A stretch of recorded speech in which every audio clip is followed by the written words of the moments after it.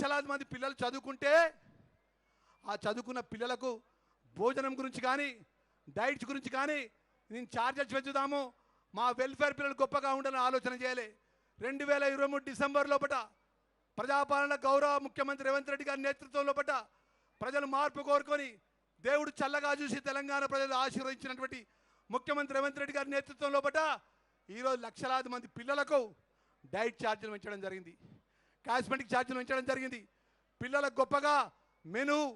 ప్రతిరోజు సోమవారం, మంగళవారం, బుధవారం అనే ప్రతి 7 రోజుల లోపల